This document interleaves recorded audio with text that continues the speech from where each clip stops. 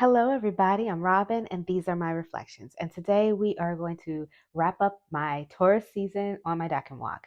Now, if you are unsure what a Decan walk is or what I got into during Aries season, I will link in the cards above for you right here. My first video in this series where I am kind of talking about the Decans as I finish each season. That was Aries season. I will link it up above. I'm also going to link in the description box below Marlene Theresa's first video from her Deck and Walk series. She's been managing a bunch of us as we go along on her channel and on Boho Tarot's Facebook page. So I will link her video, her first video, which has all of the information as well as all of the resources and things in the description box of that video if you want to join in. You can join in at any time. But if you've been rocking with me, you know that I'm on this Deck and Walk. And I'm here to wrap up my Taurus season. So let's get started. The first thing that I wanted to talk about was my resources. I did add 2 resources this season. Last season, I was already using the Moonology and Living Lunarly for my moon work, which I had started back in 2022. I was using Tarot and Astrology, 36 Secrets, and The Sun's Paces, which I already had in my collection. And this one I was able to download from Kindle Unlimited for free. I am on this thing where I'm not buying anything. I refuse to purchase anything for this Deck and Walk. I am just going to be walking through the resources that I already have in my home. And this season, I had a little bit of an issue with correlating the major arcana card that went along with the season and the season. I didn't feel the Hierophant for the Taurus. So I did a big deep dive the first Decan, and it required me to pull out a few more tarot reference books. So the one that I think I'm going to be continuously using is the Ultimate Guide to Tarot. This was already on my shelves. It's not something I purchased. And then I also was suggested this podcast, Fortune's Wheelhouse, which I've been listening to. And so that's been interesting. And I'd never heard of this podcast before. There's a lot of good episodes. Now it's not still going on, but there's a lot of banked episodes. And so, I think I listened to the Taurus episode. Might have been the Hierophant episode. I can't remember, but whichever one it was, it kind of helped me bring it together along with a website. So we'll get into that. But so those are my new resources. Okay, so we started off Taurus season, Taurus the Bull, and I just kind of put some quotes from various sources here. So I started Taurus season like I did all the others. I came into it just trying to do a first page of each decan where I clipped out the part of the wheel that corresponded to that decan, and then I kept notes on decks used and energy of the season, what happened to me personally, what happened in the world politically, what happened, just the energy of the season that I wanted to document. I kept here. That did change as I went on, and I think I'm gonna change the format of this, and you'll see that as it goes along. I documented each card or each set of cards. Each decan has 3 cards.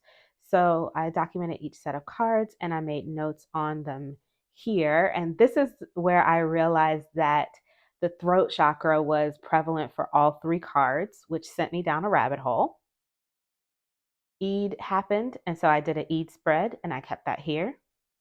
This is my rabbit hole for my throat chakra. I did a whole lot of throat chakra study during the first Taurus decan because each card in the decan was associated with the throat chakra. So it just kind of like made me really interested in studying the throat chakra as it related to Taurus season. And so that's what I did. Pulled stuff from the internet. I made a little title page here. And then I did a bunch of death dialogues for the throat chakra that I pulled from Andy at Metaphysics Made Easy's Instagram page. I'll post a picture of her Instagram page so that you can see that. I'll put it here. So that way you can see kind of what I was working with. I used her prompts this was a challenge that I did last year, and I'll just kind of give you kind of a feel for what I did here. I used her prompts, and for each one I did a deck dialogue where I pulled the cards just at random and just made random notes as I went along. And it was just a very chaotic, hectic way to work through my curiosities about the throat chakra and the energy of the season. I had a lot of apprehensions about the Hierophant for Taurus. And so I did a lot of digging. This is just some of the information that I came up with that I felt kind of helped me reconcile that. So I kept that here. Marlene gave us another kick-ass spread. I did it here. I made my spread look like a Taurus the bull, which was fun. And we were off into Taurus too.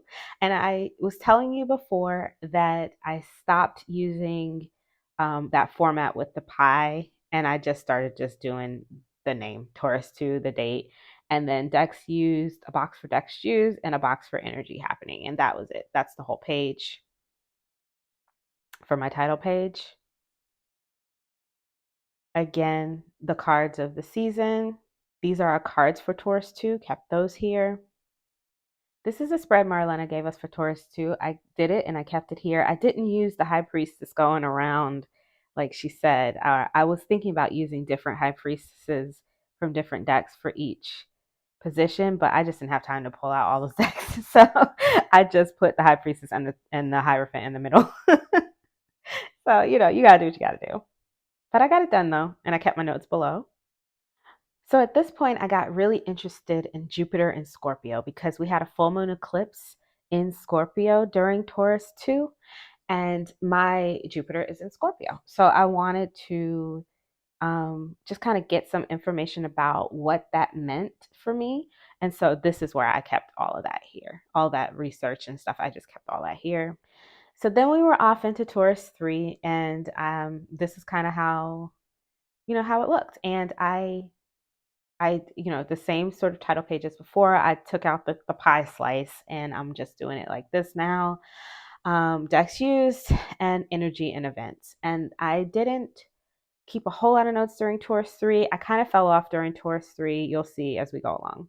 So these are the cards for Taurus 3, these here. And then I started pulling other cards that I wanted to kind of keep with me for the 10-day period. So I kept those here.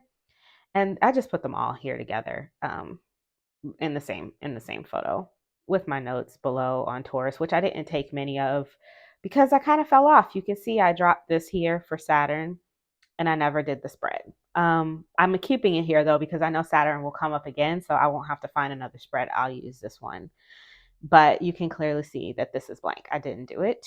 And I did do this. I pulled the cards, but look, no notes. So Taurus 3 didn't go so well. I did do a huge ancestral spread during Taurus.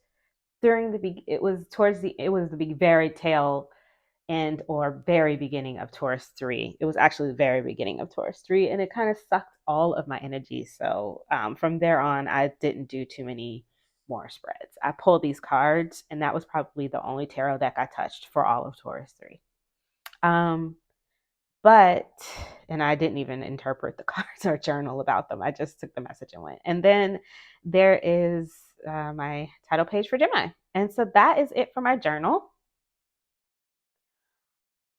I am still pulling from the Witching Hour Oracle. This deck is broken up into 3 cards per moon season. So I'm able to kind of pull them, the energies for the first decan, the second decan, and the third decan of each season. So I am still pulling those out. So these were the ones for Taurus, and I'm just setting these here so that when I look back at this video, I can find this. And I'm still pulling from the Personal Power Oracle deck, which has a card for each astrological sign. And this one was for Taurus. I am abundant. And then I pulled an angel this season, and I pulled Archangel Gabriel. So let's just talk a little bit about Taurus. Taurus is an earth sign. The dates are from April 20 to May 20th. Their symbol is the bull. Ruling planet is Venus. They rule the second house.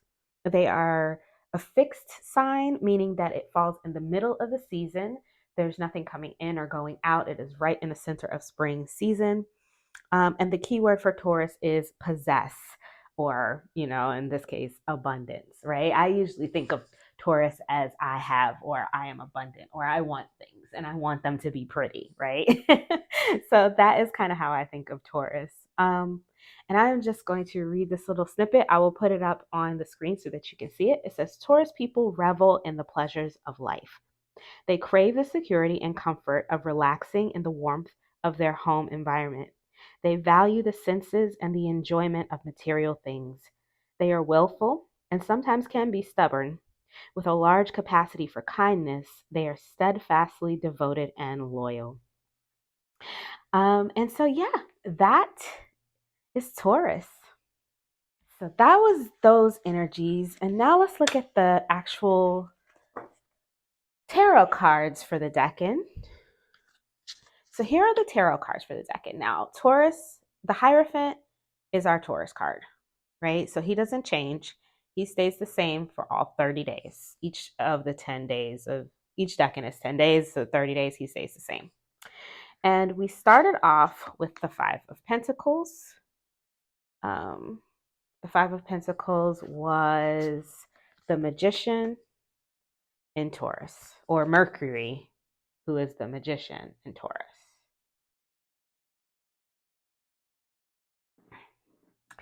And at this point, I realized that there were a lot of like throat chakra stuff. And so I did a whole video about the throat chakra and decks for the throat chakra. I'll post it in the cards for you if you would like to see it. And yeah, I went down a whole road with the throat chakra. So we have Mercury and the Magician coming together to give us this sort of Five of Pentacle energy. And they call this card the Lord of Worry, or the Lord of Material Trouble. I think the thing that stood out to me the most from the book that I was reading was the fives, sixes, and sevens, the way that she correlated them, where she said the sixes are the culmination, the fives are trying to fix things to get to the six, and the sevens are looking back and assessing the effort that they made and the next steps past the six. And so she said, by looking ahead to forestall trouble and looking back to assess results, honestly, you can find a path to success. And so I really took a lot away from that quote, and I enjoyed that. What I was feeling during this time, I mean, Eid happened during this time, so it was a very exciting time. I love Eid. Um, I had some friends come to town during this time. So I spent a lot of time celebrating, having joyful encounters with people. It wasn't feeling very Five of Pentacles at all. But I did spend a lot of time reflecting on that and the difference in my life, because normally I spend my time very solitary, right?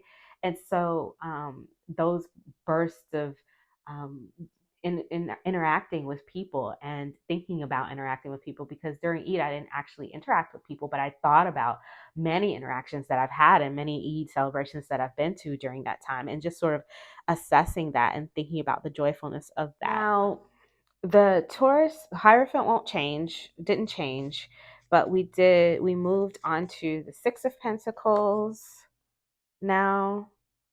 And the Six of Pentacles was the Moon, which was the High Priestess. And you can see I kind of messed up my card because I thought that this was an error. I thought it should be the Moon, right? The Moon in Taurus, but it says Mars. So I went to go scratch it out, and then I realized that no, the card is Mars in Taurus, but for some reason the Moon, I don't know. Some sites say Mars and some sites say the Moon. So I just left it, and I had a hard time getting off the marker that I put there to adjust it. So now I have them both. This one is the Lord of Material Success. And here we have a pair, a power couple. Now, so I didn't make that video, but I do plan to make that video. So stay tuned. I will be making that video. I don't know when, but soon. And with the High Priestess and the Hierophant as a power couple in my collection. I did a tarot power couples for the Empress and the Emperor, which I can post in the cards for you if you want to see it for last season. So this season I was supposed to do that. I didn't do it. So that kind of lets you see how I was feeling during Taurus season.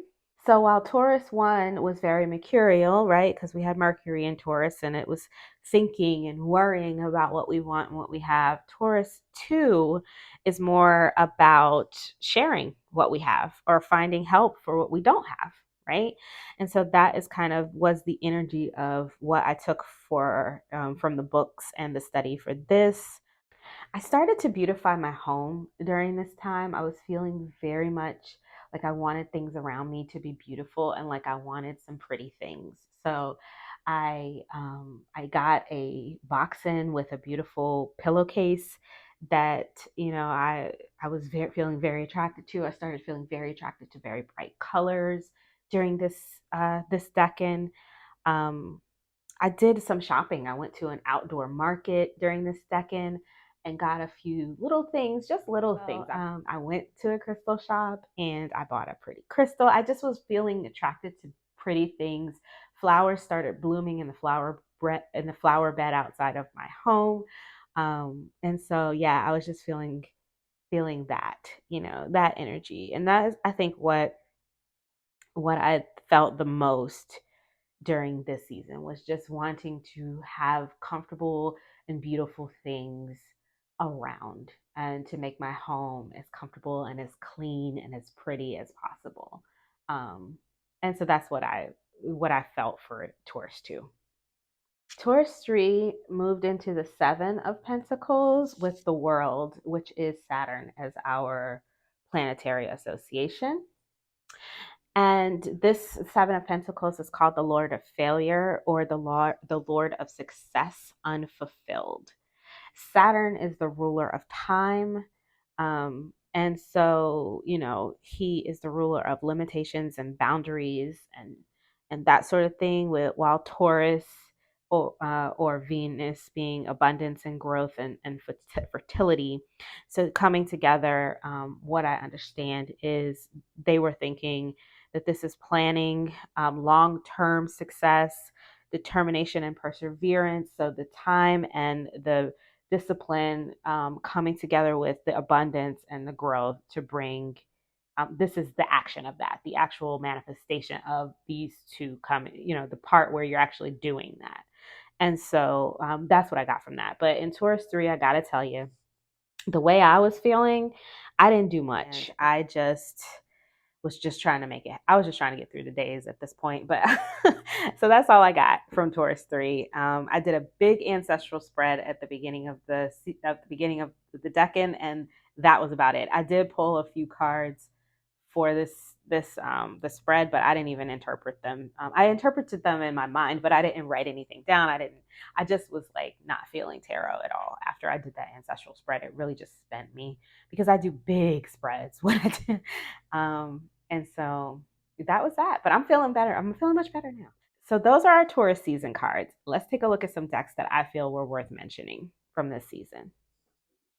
Just Taurus season, I went in feeling like I didn't want it to happen. I wasn't really trying to leave Aries season. I started into Taurus season with an attitude, and then it just kind of got worse as it went along. And so, yeah, I was just kind of the decks that really stood out to me are the ones that I enjoyed using and that made me feel good. And so this one, the auspicious symbol, it really took me by surprise. I really loved it. It is a sweet, feel good, lovely deck, all about lucky symbols around the world. And, I really enjoyed using this deck. I used it almost, I want to say, probably for 20 days out of Taurus season. Every day I pulled one and read about it from the guidebook, or I just sat with it and thought about it. I really enjoyed it. I just really did. I enjoyed the little readings in the guidebook, learning about the symbols, learning about ways that I could, implement this energy into my life, bringing this positive, lucky energy into my life. I liked it. I really enjoyed it. So this is the auspicious symbols for luck and healing, and it is from U.S. Game Systems. You can purchase it anywhere you buy your decks. Another really lovely feel-good deck that I got in was El Camino Oracle. This is also from the same company, U.S. Game Systems. And this is the same artist, actually. And I don't know, maybe it was just something about her artwork that was calming me during this season. But I really, really loved working with this deck. I did a whole lot of music pulls, like musical meditations with this deck. musical journaling with music on in the background, and just like some of the music was so jamming that it just had me like dancing around. It just was made me feel better. You know what I mean? Now the deck is more like it felt kind of ancestral. I don't know if that was just because that was the place I was in my head, but it did feel kind of ancestral, like it was giving me advice from like an older person, like an older loving family member. And so I did get some pretty strong advice from it, but it was in a loving way, and I enjoyed my work with this deck. It really made me feel good, and I love the illustrations. They're soft and just beautiful, and I just loved it. I enjoyed it, and I think maybe something about the music too. It was fun. It was a fun experience in a dreary time. So I enjoyed this. I love the pretty colors. Love this. And this is the El Camino Oracle from Ancestral Wisdom for the Journey, written and illustrated by Sabina Espinette. So that was Taurus 1. And then we move into Taurus 2. And I have been doing Marseille and Pips for May.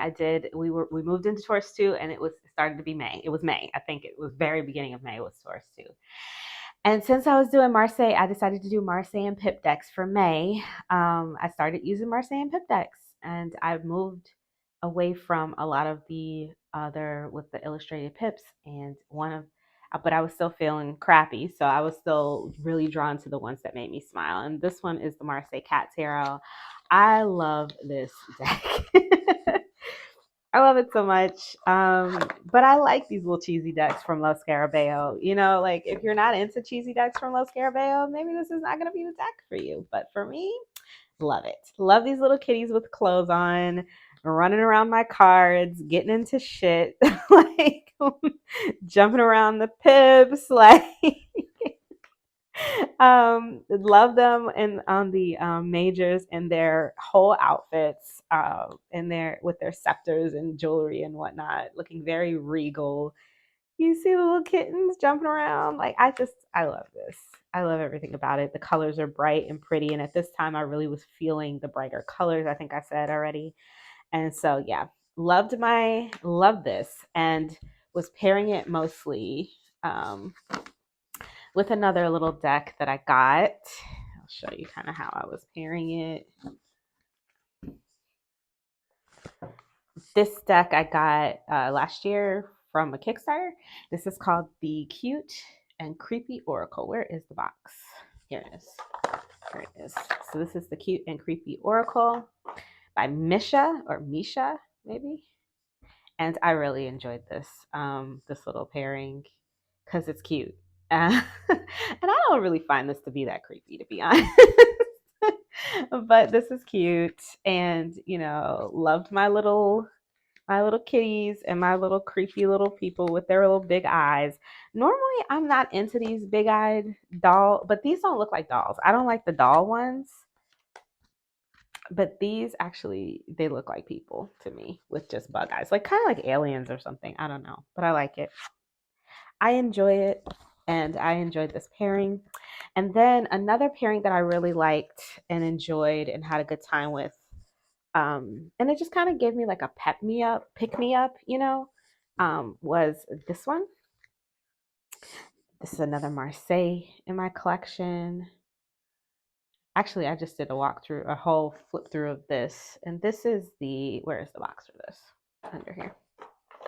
This is the Estrella Tarot or Estrella Tarot. I'm not sure exactly. It's French. In Spanish, you would say Estrella. So I love this as well. Another one with pretty bright colors to go with my Cute and Creepy Oracle. And yeah, enjoy it. Love it. It also has pop culture icons, which are fun when they pop up. Like this is Kimora Lee Simmons as the Queen of Coins. I forget this girl's name, but she is the Knight of Coins. She started a bunch of social media empires and sold them for a bunch of money. Go her. So like so I am here for this. Love it. Really enjoyed my time with it. And yeah, this is Marie Laveau as the Papess. Yeah. And so that is that set. And I liked this. It was just feel good and fun and lots of fun colors and energy. And so if I wanted to do a tarot reading, those were the ones I think I reached for the most. Another deck that I really, really enjoyed working with was the Crazy Sexy Love Notes. I actually pulled this out to use with the El Camino Oracle. It just popped into my head to pull it out. And don't ask me why. This deck is out of print now, unfortunately. I don't know why, because it's basically just a an inspiration deck with messages on the back, and it's from Hay House. Hay House has a million of these decks. I don't know why they've pulled this one from the shelves, but I bought this one at TJ Maxx along with the Spirit Junkie a few years back when TJ Maxx had like a bunch of decks. They had so many decks. They had stacks of Oracle and Tarot decks. They had like the Marrow Tarot, the Golden Girls, on all of that line. And then they had a bunch of Hay House decks. And so I picked these two up. And this one I don't use much, but for some reason recently I've just really been loving it, especially during Taurus 2. I used it a lot during Taurus 2, just to kind of get some nice messages. To be honest, I just wanted something nice and pretty and colorful, and this gave me all of that. So this is the Crazy Sexy Love Notes. So at the beginning of Taurus 3, I did a big giant ancestral spread, and I usually use specific decks for that. But during this one, I had gotten a new deck in that was the first couple pulls I did from it were feeling very ancestral, and this was the influence of the angels. So I decided to integrate it into my ancestral pull, and it did not disappoint. This is, first of all, let me just say, this is a beautiful deck. I saw this deck on Visions with Vessa. Her channel name is Visions with Vessa. She talks about this deck quite a bit because this was, I think, her first tarot deck, and she really loves it. And Vessa and I share a love for this sort of old art deck in a deck, and so I knew I'd like it. But from the time I saw it on her channel, and finally she talked about it so much that I was like, okay, I'll get it. I'm gonna get it. You know how that goes. It was out of print. It wasn't out of print. It was out of stock. It was out of stock everywhere. It was out of stock on Book Depository, Amazon, US Game Systems website, everywhere. But it was just out of stock. It was not out of print. However, people were selling it for like a lot of money. I don't like to pay a lot of money for tarot decks if I can help it. I don't especially want to pay a lot of money for mass market decks, especially if they are just out of stock. And it was very clear on the US Games website that it was just out of stock because it was still up there. It just said out of stock. And so I said, I'll wait. And I put it on my wish list, and I just kind of never thought about it again, right? And recently it popped back up on US Games. They posted something for the Golden Tarot, saying that they had re-released it in linen. And I thought to myself, and I said to Vessa, I said, what if they release your deck that you love so much in linen as well? It's been out of stock for like 7 months now. Let's see if they release it in linen. And sure enough, they did. Now, I waited a few weeks, maybe about a month, and then I purchased this from Amazon on a whim, thinking if I get it in linen, because Amazon got it back in stock. And I was like, if I get it in linen, it would make sense that it would be linen because it had been out of stock for so long from them that if they got it back in stock, they must have gotten the new stock from US Games, right? But if it's not in linen, I like glossy cardstock. It's fine, right? But it came in linen. And this linen is beautiful. It's the same linen as the Fyodor Pavlov, if you have it, or if you have the Golden Tarot. It's the new Golden Tarot. It's the same linen. Very lovely to shuffle. I put a reel of myself shuffling this on my Instagram if you want to see it. It shuffles like a dream. But that all aside, this is a beautiful deck. It's stunning. The artwork is beautiful. The colors are beautiful. The lighting is beautiful. The concept of it, I love. The guidebook is fabulous. Like, I did not realize how good this deck was. So I'm happy to have it in my collection, but it did not disappoint for my ancestral reads. So I actually have a few cards from this deck up on, I took a photo and put them up on my mirror and they've been sitting there since I did that reading. So this is a beautiful deck, and this one really took me by surprise. This is The Influence of the Angels Tarot by Jody Boginski Barbaressi from US Game Systems. Another deck that I brought into that ancestral reading that I didn't expect to hit the way it did was this one. This is the Cartomancer poker deck, archetypal playing cards. This is the clarity version. There's a few different color stories for this deck, and this is the clarity. It's a playing card deck. I don't read playing cards. I don't know how, but this one has keywords. So what I did with this was I kind of used it in the way I would use a clarifying deck. And I just read with the keywords. And then if I wanted something more, I used the images, or I used the element that goes with the suit and the numerology. And that's kind of how I read with it, because I don't know how to read playing cards. But it read fine for me. I didn't have any issues reading it like that, right? So I mean, you can read anything any way you want. There's no rules out here. There's no police. There's no cartomancy police telling you how you're allowed to read your cards, right? So I got a lot of fabulous messages from this. It was very helpful in clarifying a lot of things during my ancestral reading. So I just wanted to bring this into this video so that when I look back on this, I can remember that that I like this one for ancestral readings. And this is the Cartomancer poker deck, archetypal playing cards, the clarity version. Now this little box is very flimsy, so that's why I left the plastic on it, because I'm trying to hold on to this box for as long as possible. So the next deck that really shocked me was the Whispers of Aloha. So I had another deck from Angela Hartfield, which I just recently finally gave away. It was the Whispers of the Ocean. I did not like that deck. I could not get along with it. And so I finally just gave it away. And before I gave that one away, I wanted to pull this one out to see if I also wanted to give this one away, because it's the same creator, and the same sort of feel, this sort of watery situation, or so I thought. But I was wrong. This is a very different deck from the other one, and I like this one. So, so I kept this one. I like the artwork. I think it's really beautiful and striking. But I think that the Hawaiian the topic of discussion here, like the theme of this deck, really lends itself well to this sort of Blue Angel style oracle deck. Like if you know Blue Angel, you know they do a lot of these sort of spiritual style decks. And I feel like the culture and traditions of Hawaiian lifestyle and Hawaii in general was it came together with the guidebook, with the writings in the guidebook, and giving us some information there to make a beautiful oracle deck. It's a beautifully done deck and respectfully done. I really enjoy it, and I learn a lot. Every time I pull a card, I learn quite a bit about Hawaii and their culture.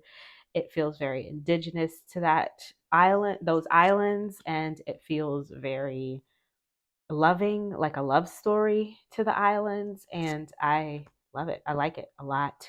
So this one kind of took me by surprise. I don't know if it's on people's radar. Came out last year. I picked it up, but like I said, I didn't like the other one, so I wasn't really checking for this one. I kind of felt regret about buying this deck. Um, until recently, and I don't regret it at all. I love this deck. I think it's beautiful. So this is the Whispers of Aloha from Angela Hartfield. This is published by Blue Angel. This is my final deck that took me by surprise. I picked this one up at the same time that I picked up The Influence of the Angels for like $8. It might have been $9 with the taxes and stuff on Amazon. It was on sale. I don't know why it was so cheap, but I got it because I was on a sort of, this is done by Allison DeNicola, who, if you remember, I just finished talking about with the auspicious symbols and how much I like this deck. And so, of course, I was down the rabbit hole for Allison and to see what else she had done. And I knew that she'd done this one. And when I saw it, I thought, oh, this is something I would be interested in. I don't have a yoga deck. I've always wanted one. I think I will I think I'll buy this. And I did, and I have not regretted it. I have been pulling from this stack since the day it came in my door every day. Pretty much when I stopped pulling from auspicious symbols, I started pulling from this one. I love the idea of this. I like the way Allison does. Each one of her decks seems to have its own little world that it lives in, and that world fills a space on my tarot shelves that I didn't even know I had a hole for. You know what I mean? So like this one is like my first yoga deck, for instance, and I feel like this fills my yoga deck space. I don't need another one. I love the artwork. This is Christine Zillich, who did the Zillich Tarot, if you have that one. I love the way that she integrated the flower, the plant, or the animal with the actual poses, the yoga poses. Um, the way that she did it is very clever and beautiful. I love the guidebook entries, and each one gives you a practice. So let's read from the guidebook for Waterfall. So here's the entry, and I am going to just read some snippets from it so you can kind of get a feel for how it reads. The visual of a waterfall shows us the beauty and power of water. Mother Nature offers us the waterfall as a reminder. Cleansing and harmonizing are as essential to us as they are to the earth. No matter how large or how small, most of us delight at the visual of water cascading. The waterfall pose in yoga invites us to release and flow in a downward fashion, utilizing the power of gravity, commonly called legs up the wall. We can invite cleansing and harmonizing to the physical body in this restorative position. Revitalizing for the legs and feet, every time we hold an inversion, we have a chance to reset energy and find a new way to be in the world. And then there's a message. The waterfall is calling you to the great cleansing of your body, mind, and spirit. This can be a detoxification process, such as cleaning up your diet, juicing, or fasting. It may indicate that you need to cleanse the mind, blah, and it goes on and on and on. And then there's a practice. And the practice says, find a place to practice legs up the wall over a chair. Use a blanket under the low back if you need support. And then it just kind of gives you some information about how to do that. Now, every practice is not a yoga practice. Sometimes it's a breathing practice, a meditation practice, a chanting practice. And so I really enjoy this deck, and I have been using it pretty much nonstop since I got it. It's probably been in the last few days of Taurus in the last few days of Taurus 3, it might have been the only deck I was using because I really wasn't feeling this one. And then I was pulling a couple of cards from the Whispers of Aloha for my numerology challenge that I'm doing on Instagram. And I chose that one particularly to do for Instagram because not only is it pretty, it has numbers. And I'm doing a numerology challenge, so I needed one with numbers. Otherwise, I would have been posting this one. But yeah, so this is pretty much all I used for Taurus 3 was this and the Whispers of Aloha. And that is it for me. That is my wrap up for Taurus season. So if you are doing your deck and walk and you're not posting YouTube videos, because I am trying to watch a lot of the YouTube videos, let me know what you were doing. Like, what did you get into? What sort of things did you use? Did you do any kind of fun spreads? What you get into for Taurus season? I know that my tour season wasn't that great. I'm hoping other people's were a little bit better.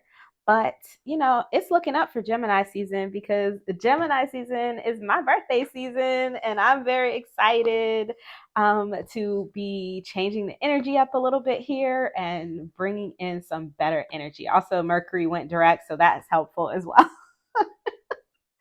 All right, so if you guys like this video, you can give it a thumbs up. That really helps my channel to grow. It helps it get out there. Share it with your friends. Share it with anybody that you think might want to see this. If you want to see more from me, you can subscribe. I release videos every few days regarding tarot and oracle. And until next time, until next month, when I will be back to wrap up Gemini season, you guys stay safe and be blessed. Bye-bye.